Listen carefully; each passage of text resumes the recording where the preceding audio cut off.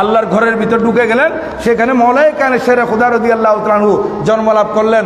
এই জন্য কোন ফার্সি কবি বলতেছেন, কেসারা ময়াসর নাশুদি শাহাদাত বকাবা বেলাদাত বমসদি শাহাদাত। এই সৌভাগ্য দ্বিতীয় কারো ভাগ্য জুটে নাই, যার জন্ম আল্লাহর ঘরে খানায়ে কাবার ভিতর, যার শাহাদাত মসজিদে। জন্ম আল্লাহর ঘরে এবং শাহাদাত মসজিদে। দেখেন, কেসারা ময়াসর নাশুদি শাহাদাত বকাবা বেলাদাত বমসদি শাহাদাত। হযরতে সাইয়্যিদানা মাওলা আলী শের খুদা রাদিয়াল্লাহু তাআলা জন্ম লাভ করার পর উনি চক্ষু খুলেন নাই, ওনার চক্ষু বন্ধ। এখন সবাই পরিশান হয়ে গেলেন। একদিন হয়ে গেল, 2 দিন হয়ে গেল, উনি চোখ খুলতেছেন না। কি ব্যাপার? হযরতে রাসূল করিম সাল্লাল্লাহু আলাইহি ওয়াসাল্লাম যখন শুনলেন যে ওনার চাচার ঘরে একটা নবজাতক শিশু জন্ম লাভ করেছেন, তো হযরতে রাসূল मेरा दिल भी चमका दे चमकाने वाले सलातुल्लाह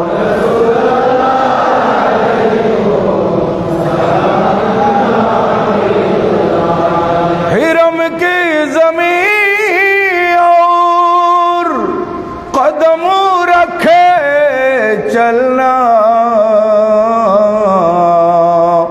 अरे सर का मौका है ओ जाने वाले सलातुल्लाह।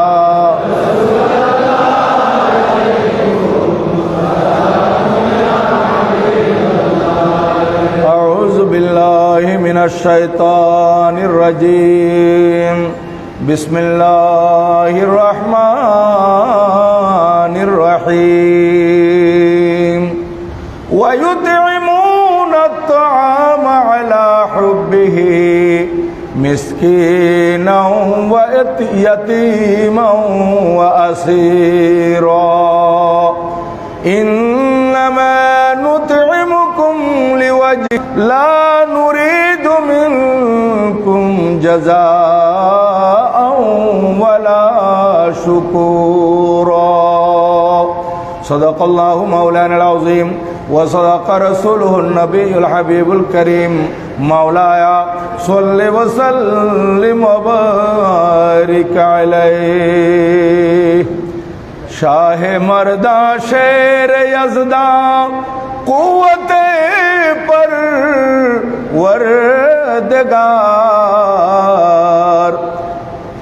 शाह मर्दा शेर यज़दा क़ुव्वते परवरदिगार। ला फता इल्ला अली ला सैफ इल्ला जुल्फ़िकार।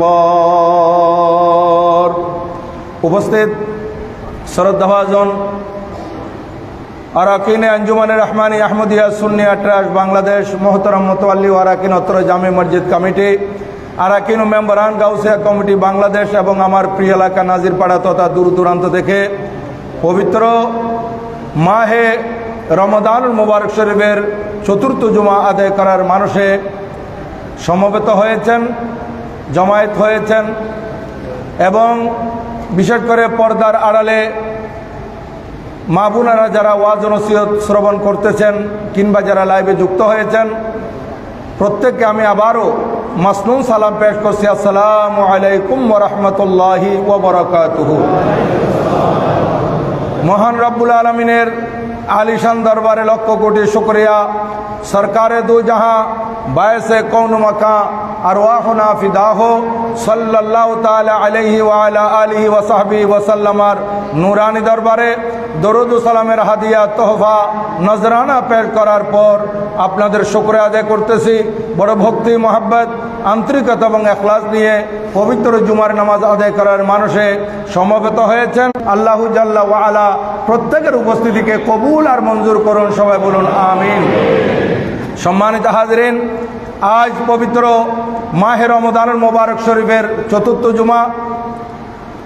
যদি আগামী জুমাবার ঈদ হয়, ইয়মুল ফিতর হয়, তাহলে আজকে হচ্ছে জুমাতুল বেদা। কিন্তু আল্লাহর দরবারে ফরিয়াদ করি যাতে আমরা আগামী জুমাটাও পাই। এটা আল্লাহ পাক সুবহানাহু ওয়া তাআলার কুদরতের ইচ্ছার উপর নির্ভর। সম্ভাবনা যদিও বা আগামী জুমাতুল বেদা হওয়ার, তো যদি ঈদ হয়ে যায় সে কারণে আজকে আমার নিয়মিত খুতবার সাথে কিছু মাহে রমজান মোবারকের জুমাতুল বেদা উপলক্ষে যে সালাম দেওয়া হয়, মাহে রমজান মোবারককে বিদায় দেওয়া হয়, সেই কিছু বিদায় বাক্য আমি খুতবার মধ্যে পাঠ করব ইনশাআল্লাহ। আর আগামী জুমা যদি জুমাতুল বেদা হয় তাহলে সেখানে পরিপূর্ণ জুমাতুল বেদার খুতবা ইনশাআল্লাহ পাঠ করা হবে। তো আজ চতুর্থ জুমায় আমি আপনাদের খেদমতে ইসলামী জাহানের চতুর্থ খলিফা ওয়াজহাউল করিম রাদিয়াল্লাহু তাআলা আনহুর জীবনের উপর কিছু আলোচনা করার ইচ্ছা পোষণ করেছি। বাকি ওয়ামা তৌফিকি ইল্লা বিল্লাহ আলাইহি তাওয়াক্কালতু ওয়া ইলাইহি উনীব। আমি মওলায়ে কায়নাত রাদিয়াল্লাহু তাআলা আনহুর জীবনের উপর আলোচনা করার মানুষে পবিত্র কালামুল্লাহ শরীফের 29তম পারা থেকে সূরাতুদ দাহর, যেটাকে সূরাতুল ইনসানও বলা হয়, আয়াত নম্বর 67, আমি আয়াত নম্বর 76 এবং সূরা নম্বর 76 এবং আয়াত 8 এবং 9 নম্বর আমি আপনাদের খেদমতে তেলাওয়াত করেছি। সেখানে আল্লাহ পাক সুবহানাহু ওয়া তাআলা যে আলোচনা করেছেন কোরআনুল কারীমের আয়াতগুলোতে, এগুলো অবতীর্ণ হয়েছে হযরতে মাওলায়ে কায়নাত শেরে খুদা রাদিয়াল্লাহু তাআলা আনহুর শানে। কুরআনুল কারীম ইরশাদ হচ্ছে ওয়ায়ুতিমুনা আত-তাআমা আলা হুব্বিহি মিসকিনাও ওয়া ইয়াতীমান ওয়া আসীরা। তারা খানার প্রতি আসক্ত হওয়ার পরও, খানা তাদের জন্য প্রয়োজন হওয়া সত্ত্বেও তারা মিসকিন, ইয়তীম এবং কয়দিকে খানা প্রদান করে দেয় এবং বলে ইন্নামা নুতিমুকুম লিওয়াজহিল্লাহ, আমরা তোমাদেরকে এই খাদ্যগুলো দান করতেছি একমাত্র আল্লাহ তাআলার সন্তুষ্টি অর্জন করার জন্য। ইন্নামা নুতিমুকুম লিওয়াজহিল্লাহ, আল্লাহ তাআলার সন্তুষ্টির জন্য তোমাদেরকে এই খানাগুলো দান করা হলো। লা নুরিদু মিনকুম জাযাআন ওয়ালা শুকুরা, এর বিনিময়ে তোমাদের থেকে কোনো প্রতিদানও চাই না এবং কৃতজ্ঞতাও নয়। তোমরা যে আমাদের কৃতজ্ঞতা স্বীকার করবে সেটা আমরা চাই না, তোমরা এই খানার পরিবর্তে আমাদেরকে কোনো বিনিময় দিবা এটাও আমরা চাই না, একমাত্র আল্লাহ তাআলার সন্তুষ্টির জন্য আমরা তোমাদেরকে এই খানাগুলো দান করেছি। তো এই আয়াতের শানে নজুলের মধ্যে আসতেছে হযরতে মাওলায়ে কায়নাত রাদিয়াল্লাহু তাআলা আনহু এবং সাইয়্যিদায়ে কায়নাত ফাতেমাতুজ জাহরা রাদিয়াল্লাহু তাআলা আনহা এবং ওনাদের ঘরের খাদেমা হযরতে ফিজ্জা রাদিয়াল্লাহু তাআলা আনহা, ওনারা রোজার মান্নত করেছিলেন যখন হযরতে সৈয়দনা ইমামে হাসান এবং হযরতে সৈয়দনা ইমামে হুসাইন রাদিয়াল্লাহু তাআলা আনহুমা অসুস্থ হয়েছিলেন এবং আল্লাহর দরবারে মান্নত করেছিলেন, আয় আল্লাহ, হাসানাইনে কারিমাইন ওনারা যদি সুস্থ হয়ে যায় তাহলে 3টে রোজা আমরা পালন করব। পরবর্তীতে দেখা গেল ওনারা যখন সুস্থ হয়ে গেলেন, এই মান্নত পুরা করা ওয়াজিব আদায় করতে গিয়ে ওনারা রোজা রেখে দিলেন 3 জন, হযরতে মাওলায়ে কায়নাত শেরে খুদা রাদিয়াল্লাহু তাআলা আনহু, সাইয়্যিদায়ে কায়নাত ফাতেমাতুজ জাহরা রাদিয়াল্লাহু তাআলা আনহা এবং ওনাদের খাদেমা ফিজ্জা। সারাদিন উপবাস, সারাদিন রোজা রেখেছেন। যখন ইফতারের টাইম হলো ওনারা রুটি নিয়ে বসলেন, খানা খাবেন, এমত অবস্থায় দরজার মধ্যে দস্তক দেওয়া হলো, নক করলো, আমি একজন মিসকিন, সারাদিন ক্ষুধার্ত, আমাকে কিছু দেন। ওনারা ইফতারের জন্য যেগুলো জোগাড় করেছিলেন রুটি, এগুলো ওই মিসকিনকে দিয়ে দিলেন, নিজেরা শুধু পানি পান করে রোজা খুললেন। দ্বিতীয় দিন আবার এইভাবে রোজা রেখে দিলেন। রোজা রাখার পর ওনারা 3 জনের জন্য 3টা রুটি আর কিছু খানা এখানে রেখেছেন। দ্বিতীয় দিনও দেখা গেল ইফতারের টাইমে দরজার মধ্যে টুকা দেওয়া হলো, আমি একজন ইয়তীম, আমি অসহায়, কয়েদি, আমি জেলের মধ্যে বন্দী ছিলাম, আমি ছাড়া পেয়েছি, আমি প্রচন্ড ক্ষুধার্ত, আমাকে কিছু আল্লাহর ওয়াস্তে খাদ্য দান করুন। এই কথা বলে সেদিরাতে এরপরও নিজেদের চাহিদা পূরণ না করে, নিজেদের খিদা নিবারণ না করে ওনারা ওয়ায়ুতিমুনা আত-তাআমা আলা হুব্বিহি মিসকিনা ওয়া ইয়াতীমা ওয়া আসীরা, একজন মিসকিনকে একদিন আর একজন এতিমকে অপর দিন, তারপর একজন কয়েদিকে তৃতীয় দিন ওনারা দিয়ে দিলেন এবং কি বললেন, ইন্নামা নুতঈমুকুম লিওয়াজহিল্লাহ, আমরা তোমাদেরকে এই খানাগুলো দিয়ে দিলাম একমাত্র আল্লাহর সন্তুষ্টির জন্য, লা নুরিদু মিনকুম জাযাআ ওয়ালা শুকুরা, এর বিনিময়ে তোমাদের থেকে প্রতিদানও চাই না এবং তোমরা আমাদের কৃতজ্ঞতা প্রকাশ করো এটাও চাই না, শুধুমাত্র আল্লাহর ওয়াস্তে। তাহলে আমাদেরকে এখান থেকে শিক্ষা নিতে হবে, আমরা দান করি, অনেক সময় দান করার পর কোনো দিন যদি যাকে দান করছে তার সাথে একটু কথা কাটাকাটি হয়, মন ভাঙ্গাভাঙ্গি হয়, বলে যে আমি তোকে ওই দিন দিয়েছিলাম, তুই তো কৃতজ্ঞতা প্রকাশ করলি না, তুই তো আমার সাথে আরো নাফরমানি করলি, এইভাবে খোঁটা দেয়। এই খোঁটা দিলে আপনার দানের কোনো গুণ থাকবে না। আমাদেরকে দান করতে হবে একমাত্র আল্লাহর জন্য, সে আমার কৃতজ্ঞতা প্রকাশ করলো না করলো সেদিকে আমাদের দেখার কোনো সুযোগ নাই এবং তারা আমাদেরকে প্রতিদান দিবে এইটা নেওয়ারও কোনো সুযোগ নাই। শুধু আমরা একমাত্র দেব, দান করব এক আল্লাহ তাআলার সন্তুষ্টির জন্য। এখান থেকে সেই শিক্ষা আমরা নিলাম। হযরত মাওলায়ে কায়নাত শের খুদা রাদিয়াল্লাহু তাআলার জীবনে যদি আলোচনা করতে হয় তাহলে বেশ কয়েকটি জুমায় আলোচনা করতে হয়, কিন্তু তারপরে একটি জুমা, আজকের জুমা আমাকে শেষ করতে হবে বিদায় আমি একেবারে সংক্ষেপে আপনাদের খেদমতে তুলে ধরতেছি। হযরত সৈয়দনা মাওলায়ে কায়নাত শের খুদা রাদিয়াল্লাহু তাআলার জন্ম হচ্ছে ওই হস্তি বাহিনীর 30 বছর পর, 30তম বছর। আমার নবীজি হস্তি বাহিনীর ঘটনার 41 দিন অথবা 46 দিন পর দুনিয়াতে তশরিফ এনেছিলেন। আর এই হস্তি বাহিনীর 30তম বছরে হযরত মাওলায়ে কায়নাত শের খুদা রাদিয়াল্লাহু তাআলা আনহুর জন্ম। উনি জন্ম লাভ করেছিলেন আল্লাহর ঘর খানায়ে কাবার ভিতর। সুবহানাল্লাহ। ওনার আম্মাজান ওনার গর্বে, মাওলায়ে কায়নাত শের খুদা রাদিয়াল্লাহু তাআলা আম্মাজানের গর্বে, আর আম্মাজান হযরতে ফাতেমা বিনতে আসাদ।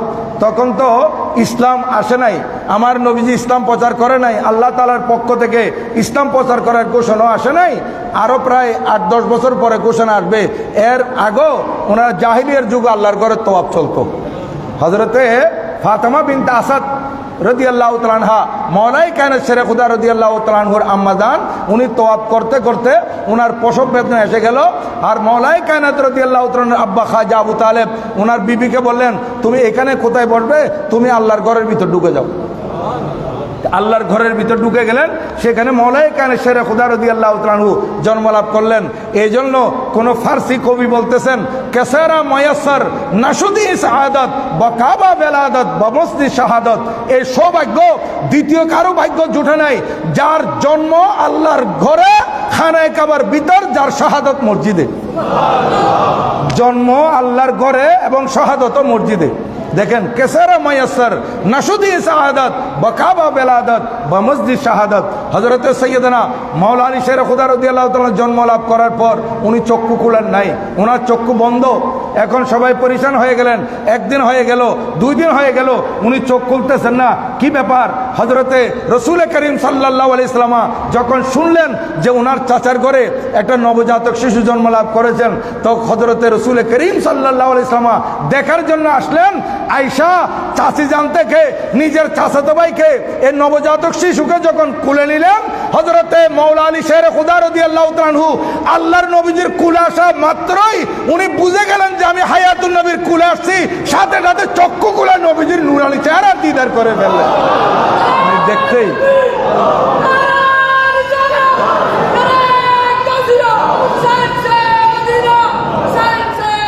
দেখুন, আজকে হযরতে মাওলায়ে কায়নাত শের খুদা রাদিয়াল্লাহু তাআলা আনহু আল্লাহর ঘর খানায়ে কাবার ভিতরে জন্ম লাভ করলেন, আর চক্ষু খুলতেছেন কাবার নূরানি চেহারা দেখে। এখন এরপর থেকে উনি বাবাজানের ঘরে, এই আরবের মধ্যে দুর্ভিক্ষ দেখা দিল। আল্লাহর পেয়ারা মাহবুব সাল্লাল্লাহু আলাইহি ওয়াসাল্লাম হযরত চাচা যান হযরত আমির হামজা রাদিয়াল্লাহু তাআলা আনহুকে বললেন, চাচা যান, আমার চাচা হযরতে খাজা আবু তালেব, ওনার পরিবারের সদস্য বেশি, ওনার সন্তান আদি বেশি, আমরা এক কাজ করি, এই দুর্ভিক্ষের সময় ওনার কষ্ট হচ্ছে, ওনার থেকে 2-1 ছেলে আমরা লালন পালন করার জিম্মাদারি নিয়ে নিই। তখন দুইজনে গেলেন, আমার নবীজিও গেলেন এবং চাচা আমির হামজা রাদিয়াল্লাহু তাআলা আনহু গেলেন। তখন হযরতে খাজা আবু তালেবকে বলে, আমার নবীজি মাওলা আলী শের খুদা রাদিয়াল্লাহু তাআলা থেকে একেবারে ছোট, ওনাকে আমার নবীজির দায়িত্বে নিয়ে নিলেন। হযরতে জাফর বিন আবি তালেব রাদিয়াল্লাহু তাআলা আনহুকে হযরত আমির হামজা রাদিয়াল্লাহু তাআলা আনহু দায়িত্ব নিয়ে নিলেন। এখন দেখেন হযরত মাওলা আলী শের খুদা রাদিয়াল্লাহু তাআলা আনহু একেবারে ছোটবেলা থেকে আমার নবীজির ঘরে লালিত পালিত। উম্মুল মুমিনিন হযরত খাদিজাতুল কুবরা রাদিয়াল্লাহু তাআলা আনহুর চলাফেরা, উঠক বৈঠক, আদব কায়দা এগুলো দেখতেছেন মাওলা আলী শের খুদা রাদিয়াল্লাহু তাআলা আনহু। আর আমার নবীজি যার পুরো চরিত্রটাই কোরআন শরীফ, আমার নবীজির সব কিছু দেখতেছেন, কথাবার্তা, উঠা বসা, চলাফেরা, আদব কায়দা, হ্যাঁ, এগুলা দেখতে দেখতে উনি আস্তে আস্তে বড় হচ্ছেন। বয়স 8 থেকে 10 বছর। তখন আমার নবীজি একদিন রাত্রে হযরতে খাদিজাতুল কুবরা রাদিয়াল্লাহু তাআলা আনহাকে নিয়ে নামাজ পড়তেছিলেন। তখন নামাজ ফরজ হয় নাই, নামাজের হুকুম আসে নাই। এর আগে থেকে আমার নবীজি হযরতে খাদিজাতুল কুবরা রাদিয়াল্লাহু তাআলা আনহাকে নিয়ে নামাজ পড়েছিলেন। ঘরে হযরত মাওলা আলী শের খুদা রাদিয়াল্লাহু তাআলা আনহু বয়স 8 থেকে 10 বছর। এখন এই নামাজ পড়তে দেখে, রুকু সিজদা করতে দেখে ওনার কাছে একটা এক ধরনের লাগলো, কি ব্যাপার, কিছুক্ষণ দাঁড়িয়ে থাকে, কিছুক্ষণ এইভাবে ঝুঁকে যায়, আবার মাটিতে লুটিয়ে পড়ে, এগুলা কি, ওনারা কি করতেছেন? নামাজ শেষে জিজ্ঞাসা করলেন, ভাইজান আপনি এগুলো কি করলেন? বলে আমরা নামাজ পড়তেছিলাম। এটা আল্লাহ তাআলার ইবাদত। আল্লাহ পাক সুবহানাহু ওয়া তাআলা আমাকে শেষ নবী করে দুনিয়াতে পাঠিয়েছেন। আমি আখিরি নবী এবং আল্লাহ পাক এক, এবং আমি আল্লাহ তাআলার রাসূল, এবং আমাকে আল্লাহ পাক সুবহানাহু ওয়া তাআলা এলানে নবুয়ত করার জন্য হুকুম দিয়েছেন। আমি নবুয়ত প্রকাশ করেছি। তুমি চাইলে আমার কলমা পড়ে মুসলমান হয়ে যেতে পারো, ইসলামের মধ্যে দাখিল হয়ে যেতে পারো, এক আল্লাহকে বিশ্বাস করতে পারো। রাত অনেক হয়েছিল। হযরতে মাওলা আলী শের খুদা রাদিয়াল্লাহু তাআলা আনহু 8 থেকে 10 বছরের শিশু। উনি বলতেছেন, ভাইজান আমি আব্বাজানের সাথে মোশাওয়ারা করা ছাড়া আমি আপনাকে কিছু বলতে পারতেছি না। আমার নবীজি তখন নতুন নতুন যেহেতু ইসলাম প্রচার করতেছেন, ইসলাম প্রচার হওয়াটা একেবারে ওপেন প্রচার হোক, এটা আমার নবীজির ইচ্ছা ছিল না। কারণ চতুর্দিকে দুশমন, কাফের মুশরিক। এই জন্য বলেন, ভাই তুমি কলমা পড়লে পড়ো, না পড়লে না পড়ো, আমি তোমাকে বাধ্য করতেছি না, তুমি চাচার সাথে আলাপ করিও না, আলাপ করার দরকার নাই। এর মধ্যে ওনারা ঘুমিয়ে পড়লেন। কিন্তু সকালবেলা উঠে দেখা গেল হযরত মাওলা আলী শের খুদা রাদিয়াল্লাহু তাআলা আনহু ওনার আব্বাজানের সাথে আলাপ করা ছাড়াই আমার নবীজিকে বলতেছেন, ভাইজান আমি কলমা পড়ে মুসলমান হয়ে যাব। উনি সকালবেলায় কলমা পড়ে মুসলমান হয়ে গেছেন। এইভাবে আমার নবীজির ঘরে আছেন। আপনারা জানেন উনি এই কলমা পড়ার পর থেকে অনেক সিঁড়ি ডিঙ্গিয়ে আস্তে আস্তে আস্তে যে হিজরতের সময় আসলো, হিজরতের সময় আমার নবী বললেন, আই আলী তুমি আমার এই বিছানায় থাকতে হবে, আমি আজকে রাত্রে আল্লাহর হুকুম আমি মক্কা শরীফ ছেড়ে মদিনা শরীফ চলে যাব। আর নবীজির বিছানা যেটা ছিল সেটা ছিল মৃত্যুপুরী। আমার নবীজিকে কাফেররা চতুর্দিক থেকে ঘেরাও করে রেখেছিল। আর নবীজি বের হলে শহীদ করে দিবে, আর বের না হলে নবীজির ঘরে ঢুকে তারা নবীজির উপর আক্রমণ করে নবীজিকে শহীদ করে দিবে। এটা তাদের চূড়ান্ত সিদ্ধান্ত ছিল। আরবের যুবকরা আমার নবীজির ঘরের চতুর্দিকে ঘেরাও করে আছে। আর এই সময় আমার নবী বলেন, আই আলী তুমি আমার বিছানায় ঘুমাতে হবে, আমার বিছানায় শুতে হবে, আমি চলে যাব। হযরত আলী রাদিয়াল্লাহু তাআলা আনহু একটু চিন্তাও করেন নাই, যেহেতু এই বিছানার উপর যিনি থাকবেন কাফেররা এসে ওনার উপর আক্রমণ করবে, তাহলে মাওলা আলী শের খুদা রাদিয়াল্লাহু তাআলা আনহু শাহিত থাকলে ওনার উপরে আক্রমণ আসবে। কিন্তু তিনি সেই দিকে খেয়ালও করেন নাই। নবীজি যেটা হুকুম দিয়েছেন সেটা পালন করবেন। আর নবীজি ইরশাদ করলেন, আই আলী এ ধরো, এগুলো আমার আরবের এই কুরাইশের অমুক অমুক মানুষের আমানত আমার কাছে আছে, এই গচ্ছিত আমানত, তুমি কালকে থেকে শুরু করে 2-1 দিনের মধ্যে লোকগুলা তালাশ করে তাদের আমানতগুলা দিয়ে তুমি নিরাপদে মদিনা শরীফ চলে আসিও। তো হযরত আলী রাদিয়াল্লাহু তাআলা বললেন, যখন আমার নবীজি আমাকে আমানতগুলা দিয়ে দিলেন এবং মানুষের কাছে পৌঁছে দেওয়ার জন্য বললেন, আর নিরাপদে মদিনা শরীফ আসতে বলেছেন, তাইলে আমি এখানে ঘুমিয়ে থাকলে কাফেররা আমাকে আক্রমণ করতে পারবে না। ওনার ইয়াকিন হয়ে গেছে। হযরত মাওলা আলী শের খুদা রাদিয়াল্লাহু তাআলা বলেন, আমি আমার জীবনে যত রাত ঘুমিয়েছি এর চাইতে আরামে আর কোনোদিন ঘুমাই নাই, কারণ আমি জানি এই রাত আমার মৃত্যু হবে না। কারণ নবীজি আমাকে বলেছেন চলে আসার জন্য, আমার ইন্তেকাল তো এই রাত হবে না, কাফেররা আমার উপর আক্রমণ করতে পারবে না। ঠিক এই হযরত মাওলা আলী শের খুদা রাদিয়াল্লাহু তাআলা আনহু নবীজির বিছানায় ছিলেন, কাফেররা ওনাকে শহীদ করতে পারে নাই। পরে দিয়ে নবীজি যেহেতু বের হয়ে গেছেন, এরা সেদিকে দৌড়তে লাগলো আর উনি নিরাপদে ঘুমিয়েছিলেন। তারপর পরের দিন, দ্বিতীয় দিন, তৃতীয় দিন ওই লোকগুলাকে খুঁজে আমানতগুলা দিয়ে উনি নিরাপদে মদিনায় পাকে পৌঁছে গেছেন। এখন মদিনা শরীফে যে সমস্ত মহাজেরেরা পৌঁছে গেছেন মদিনা শরীফ, ওনারা তো ওনাদের দেশের বাড়িতে টাকা পয়সা, জায়গা জমি, ঘর বাড়ি এবং ব্যবসা বাণিজ্য, চাকরি নকরি সব ছিল, এগুলো সব হারিয়ে আজকে নিঃস্ব হয়ে ওনারা কোথায় গেছেন? মদিনা শরীফ। আর এদিকে আমার নবীজি আনসারদেরকে ডেকে বললেন, মহাজেরদেরকে বসাইয়ে, যে এই আনসারেরা শুনো, আমার এই মহাজের যারা আসছে এরা তো একেবারে গরিব নয়, নিঃস্ব নয়, এরা এখন আসতে নিঃস্ব হয়ে গেছে, এর ঘরের বাড়ির মধ্যে এরা এস্টাবলিশ, যেখানে তো তাদের কাছে কিছু নাই, তোমাদের সাথে এদের সাথে আমি ভাইচারা করে দেব, একজন আরেকজনের মধ্যে ভ্রাতৃত্ব বন্ধন সৃষ্টি করাই দেব, যাকে যার ভাই বানিয়ে দিব, তোমরা একে ভাই হিসেবে তোমরা নিজের ভাইকে যেভাবে দেখে থাকো, তোমাদের ভাইকে উপরের দিকে উঠানোর জন্য, এস্টাবলিশ করার জন্য তোমরা যেভাবে উঠে পড়ে লেগে থাকো, এইভাবে মহাজের যারা আছে তাদেরকেও তোমরা আপন ভাই মনে করে এইভাবে সাহায্য সহযোগিতা করবে। আমার নবীজি একজন আনসারের সাথে আরেকজন মহাজেরের ভাইচারা করতেছেন, ভাই বানিয়ে দিচ্ছেন, ইনি তোমার ভাই, আরেকজনকে ডেকে বলতেছেন ইনি তোমার ভাই, আরেকজনকে ডেকে বলতেছেন ইনি তোমার ভাই, এইভাবে মহাজের একজন আনসার আরেকজনের সাথে ভাই ভাই বানিয়ে দিচ্ছেন। ইন দ্য মিন টাইম হযরত সৈয়দনা মাওলা আলী শের খুদা রাদিয়াল্লাহু তাআলা আনহু আসলেন নবীজির সামনে, ওনার চোখ থেকে পানি পড়তেছে। এটা হাদিসে পাক, আমি হাদিসে পাকের অনুবাদ করতেছি, সময় কমের জন্য। পানি পড়তেছে, আমার নবীজিকে বলতেছেন, ইয়া রাসূলুল্লাহ, আপনি মহাজের ধরে আনসারের ভাই বানিয়ে দিচ্ছেন, কিন্তু আমাকে একা ছেড়ে দিলেন, আমাকে কারো তো ভাই বানাচ্ছেন না, এই জন্য আমি কাঁদতেছি। নবীজি বলেন, আই আলী, তুমি চিন্তা করতেছো কেন? তোমাকে আমি আনসারদের ভাই কেন বানাবো? আনতা আখি ফিদ দুনিয়া ওয়াল আখিরা, তুমি দুনিয়া তো আমার ভাই, আখিরা তো আমার ভাই, তুমি সবসময় আমার ভাই। হযরত মাওলা আলী শের খুদা রাদিয়াল্লাহু তাআলা আনহুকে আমার নবীজি কত পছন্দ করতেন, কত ভালোবাসতেন। এবার চিন্তা করে দেখেন, হযরত সৈয়দনা মাওলায়ে কায়নাত শের খুদা রাদিয়াল্লাহু তাআলা আনহুকে আমার নবীজি মহব্বত করতেন, এবং নবীজি হযরতে মাওলা আলী শের খুদা রাদিয়াল্লাহু তাআলা সম্পর্কে যা বলেছেন, নবীজির বিবি হযরত উম্মে সালামা রাদিয়াল্লাহু তাআলা আনহা বর্ণনা করতেছেন।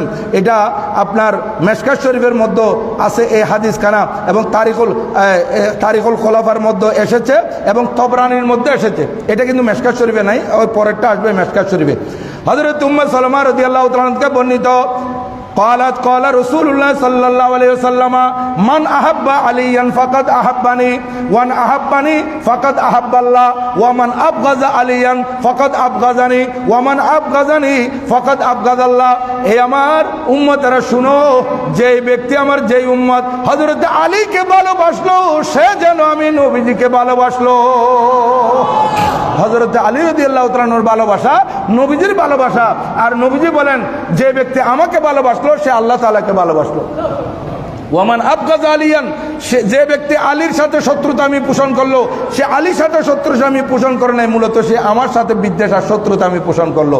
আর যে আমার সাথে শত্রুতা আমি পোষণ করলো, সে আল্লাহর সাথে শত্রুতা আমি পোষণ করলো। আরেক হাদিস, এটা হযরত উম্মে সালামা রাদিয়াল্লাহু তাআলা থেকে বর্ণিত, তিনি বলতেছেন, আনহা ক্বালাত ক্বালা রাসূলুল্লাহ সাল্লাল্লাহু আলাইহি ওয়াসাল্লাম লা ইউহিব্বু আলিয়ান মুনাফিকুন ওয়া লা ইউবগিজু মুমিনুন। দেখেন, খুব খেয়াল করবেন, নবীজি ইরশাদ করেন, কোন মুনাফিক আলীকে ভালোবাসতে পারে না। দেখেন, হযরত আলী রাদিয়াল্লাহু তাআলার শানে যারা গালমন্দ করবে, হযরত আলী রাদিয়াল্লাহু তাআলাকে যারা ভালোবাসবে না, তারা কি? মুনাফিক। এটা কার কথা? আমার কথা নয়, এটা হায়াতুন নবীর কথা, জিন্দা নবীর কথা, নূরানী জবানের বাণী আমার নবীজির। নবীজি বলেন, লা ইউহিব্বু আলিয়ান মুনাফিকুন। আরেক রাওয়ায়াতের মধ্যে আছে, লা ইউহিব্বু আলিয়ান ইল্লা মুনাফিক ইল্লা মুমিনুন। আলীকে ভালোবাসবে না, কিন্তু কারো ভালোবাসবে? যারা মুমিন তারা ভালোবাসবে। আলীর সাথে শত্রুতা আমি পোষণ করবে না, কিন্তু কারা পোষণ করবে? যারা মুনাফিক। যারা মুনাফিক তারা আলীকে ভালোবাসবে না, আর যারা মুমিন আলীকে ভালোবাসবে। তাহলে মুনাফিক আর ঈমানদারের মধ্যে পার্থক্য হচ্ছে, মাওলা আলী শের খুদা রাদিয়াল্লাহু তাআলা আনহুকে ভালোবাসা, এটা একটা ঈমানের অঙ্গ। ঈমানের শাখাগুলোর মধ্যে একটা হচ্ছে হযরত মাওলায়ে কায়নাত শের খুদা রাদিয়াল্লাহু তাআলা আনহুর ভালোবাসা, ঈমান। দেখেন, মুহাব্বত হযরত মাওলা আলী শের খুদার আমাদের উপর কত বড় দায়িত্ব। আরেকটা হাদিস, তাও হযরত উম্মে সালামা রাদিয়াল্লাহু তাআলা থেকে বর্ণিত, তিনি বলেন, নবীজি ইরশাদ করেন, মান সাব্বা আলিয়ান ফাকাদ সাব্বানি।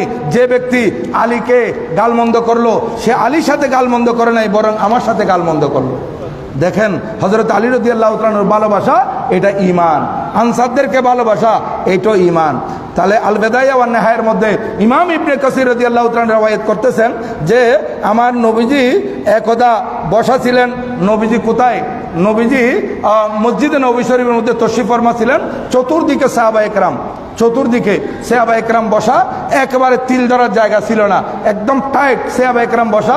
এমত অবস্থায় বাইরে থেকে হযরত আলী রাদিয়াল্লাহু তাআলা আয়েশা সালাম দিলেন। সালাম দেওয়ার পর উনি ডানে বামে দেখতেছেন কোথাও জায়গা খালি আছে কিনা, ওখানে গিয়ে বসবেন। আর আমার নবীজি যখন হযরত আলী রাদিয়াল্লাহু তাআলা সালাম শুনলেন, সালামের জবাব দিয়ে নবীজিও দেখতেছেন আলী কোথায় বসবে। হযরত আলী রাদিয়াল্লাহু তাআলা দাঁড়িয়ে আছেন। এমত অবস্থায় সবাই তো বসা, কিন্তু হযরতে সিদ্দিক আকবর রাদিয়াল্লাহু তাআলা উনি একেবারে আমার নবীজির ডান পাশে ছিলেন। নবীজির ডান পাশে উনি দেখলেন হযরত আলী রাদিয়াল্লাহু তাআলা আসলেন। তিনি নবীজি থেকে যে ডান পাশে ছিলেন একটু বাম পাশে উনি চাপ দিলেন। বাম পাশে চাপ দিয়ে একটু জায়গা করে নিয়ে নবীজি এবং সিদ্দিক আকবর রাদিয়াল্লাহু তাআলার মাঝখানে যে জায়গাটা হলো, সেখানে হযরত মাওলা আলী শের খুদা রাদিয়াল্লাহু তাআলাকে ডেকে নিলেন। বললেন আপনি এখানে বসেন। এই কথা বলার সাথে সাথে হযরত আলী রাদিয়াল্লাহু তাআলা যখন সেখানে বসলেন, সে রাবি হাদিস বলতেছেন যে তখন আমরা দেখলাম নবীজির চেহারা তেমন নূরানি। হযরত আলী রাদিয়াল্লাহু তাআলাকে সিদ্দিক আকবর রাদিয়াল্লাহু তাআলা যখন নবীজির পাশে বসাই দিলেন, আমার নবীজির চেহারার মধ্যে আনন্দের আচাপ আরো বেশি এসে গেছে, খুশি আরো বেশি গেছে, আরো বেশি খুশি নবীজি। এখন দেখেন হযরতে মাওলা আলী শের খুদা রাদিয়াল্লাহু তাআলাকে এইভাবে জায়গা দিয়ে বসানোর কারণে হযরতে সৈয়দনা রাসূল করিম সাল্লাল্লাহু আলাইহি ওয়াসাল্লাম এখন হযরতে আবু বকর সিদ্দিক রাদিয়াল্লাহু তাআলার দিকে তাকালেন। কিভাবে? যেহেতু পাশে মাওলা আলী শের খুদা রাদিয়াল্লাহু তাআলা, আগে তো সিদ্দিক আকবর রাদিয়াল্লাহু তাআলা ছিলেন, একটু ডান দিকে ফিরলে সিদ্দিক আকবর রাদিয়াল্লাহু তাআলা, এখন মাঝখানে যখন হযরতে মাওলা আলী শের খুদা চলে আসলেন রাদিয়াল্লাহু তাআলা, তখন নবীজি এইভাবে একটু দেখলেন। নবীজি একটু সামনে গিয়ে সিদ্দিক আকবর রাদিয়াল্লাহু তাআলার দিকে তাকালেন আর কি বললেন? ফাকালা ইয়া আবু বকর ইন্নামা ইয়ারিফুল ফাদলা লিআহলিল ফাদল। আমার নবীজি ইরশাদ করলেন, আই আলী শুনো, আই আবু বকর সিদ্দিক রাদিয়াল্লাহু তাআলা শুনো, যারা ফজিলতওয়ালা মানুষ, যারা দামি মানুষ, তারাই ফজিলতওয়ালা মানুষ, দামি মানুষকে চিনে। যে আমরা বলি না জ্ঞানীয়ে জ্ঞানীকে চিনে, ভালো মানুষ ভালো মানুষকে চিনে। হ্যাঁ, আমার নবীজি ইরশাদ করলেন যারা ফজিলতওয়ালা, যারা ফজিলতওয়ালাকে চিনে। দেখেন হযরত মাওলা আলী শের খুদা রাদিয়াল্লাহু তাআলার শান আমি এভাবে বলতে গেলে আর তো সময় নাই, আর বলার সুযোগ নেই। এখানে অনেক কিছু বলার ছিল। অন্য সময় হযরত মাওলা আলী শের খুদা রাদিয়াল্লাহু তাআলার জীবন কর্মের উপর আলোচনা করা হবে। ওনার খেলাফত আমল ছিল 4 বছর 8 মাস 9 দিন। 4 বছর 8 মাস 9 দিন। আব্দুর রহমান বিন মুলজাম খারেজি ওনাকে শহীদ করেছিল 17 তারিখ। উনি 20 তারিখ দিনগত 21 তারিখের রাত ইন্তেকাল করেছিলেন, শাহাদত বরণ করেছিলেন 30 হিজরির মধ্যে। ইন্না লিল্লাহি ওয়া ইন্না ইলাইহি রাজিউন। হযরত সৈয়দনা মাওলায়ে কায়নাত শের খুদা 40 হিজরি, হযরত মাওলায়ে কায়নাত শের খুদা রাদিয়াল্লাহু তাআলা আনহু, এইভাবে ওনার শাহাদত আলোচনা হলো। হযরত ইমামে হাসান, ইমামে হোসাইন এবং হযরত আব্দুল্লাহ বিন জাফর রাদিয়াল্লাহু তাআলা হুম রাসূল হযরত মাওলা আলী শের খুদা রাদিয়াল্লাহু তাআলাকে গোসল করাইছিলেন এবং এরপরে হযরত ইমামে হাসান রাদিয়াল্লাহু তাআলা ওনার জানাজার নামাজ পড়াইছিলেন। তো আল্লাহ পাক সুবহানাহু ওয়া তাআলা মাওলায়ে কায়নাত শের খুদা রাদিয়াল্লাহু তাআলা আনহুর মহব্বত আমাদের অন্তরে সব সময় জাগরিত রাখুন। সবাই বলুন আমিন। মাওলায়ে কায়নাত রাদিয়াল্লাহু তাআলা আনহুর এলমের আলোচনা করলে সেই দিকে একটা বয়ান, ওনার খেলাফতের আলোচনা করলে সেই দিকে একটা বয়ান, ওনার যদি সুজাত বাহাদুরের বীরত্বের আলোচনা করা হয় সেই দিকে একটা বয়ান। হযরতে মাওলা আলী শের খুদা রাদিয়াল্লাহু তাআলা কোনো দিকে মেসাল নাই। হযরতে সাহাবী রাসূল তাবি হযরতে সঈদ ইবনুল মুসাইব রাদিয়াল্লাহু তাআলা বলেন, সাহাবায়ে কেরামের মধ্যে এমন কোন সাহাবায়ে কেরাম ছিলেন না, একমাত্র মাওলা আলী শের খুদা রাদিয়াল্লাহু তাআলা যিনি বলতেন তোমাদের মধ্যে যা কিছু জানার থাকে আমার থেকে জেনে নাও। এই কথা বলার মতো উনি ছিলেন। যে কোনো প্রশ্ন করতেন উনি সাথে সাথে জবাব দিয়ে দিতে পারতেন। হযরত উমর ইবনুল খাত্তাব রাদিয়াল্লাহু তাআলা খেলাফত আমলে ওনার কাছে কোনো বিচার আসলে উনি ডানা বামে দেখতেন আগে মাওলা আলী শের খুদা রাদিয়াল্লাহু তাআলা আছে কিনা, আর যদি দেখতেন মাওলা আলী শের খুদা রাদিয়াল্লাহু তাআলা নাই, তখন উনি আল্লাহর কাছে পানা চাইতেন, আই আল্লাহ আমি এই মোকদ্দমাটা শুরু কর। আল্লাহর ঘরের ভিতর ঢুকে গেলেন, সেখানে মাওলায়ে কায়নাত শের খুদা রাদিয়াল্লাহু তাআলা জন্মলাভ করলেন। এই জন্য কোনো ফার্সি কবি বলতেছেন কেসারা ময়াসসার নাশুদি শাহাদাত বা কাবা বেলাদাত বা মসজিদ শাহাদাত, এই সৌভাগ্য দ্বিতীয় কারো ভাগ্য জুটে নাই, যার জন্ম আল্লাহর ঘরে খানায় কাবার ভিতর, যার শাহাদত মসজিদে। জন্ম আল্লাহর ঘরে এবং শাহাদত মসজিদে। দেখেন কেসারা মায়াসার নাশুদি শাহাদাত বা কাবা বেলাদাত বা মসজিদ শাহাদাত। হযরত সৈয়দনা মাওলা আলী শের খুদা রাদিয়াল্লাহু তাআলা জন্ম লাভ করার পর উনি চক্ষু খুলেন নাই, ওনার চক্ষু বন্ধ। এখন সবাই পরিশান হয়ে গেলেন, একদিন হয়ে গেল, 2 দিন হয়ে গেল, উনি চোখ খুলতেছেন না, কি ব্যাপার? হযরতে রাসূল করিম সাল্লাল্লাহু আলাইহি ওয়াসাল্লাম যখন শুনলেন যে ওনার চাচার ঘরে একটা নবজাতক শিশু জন্ম লাভ করেছেন, তো হযরতে রাসূল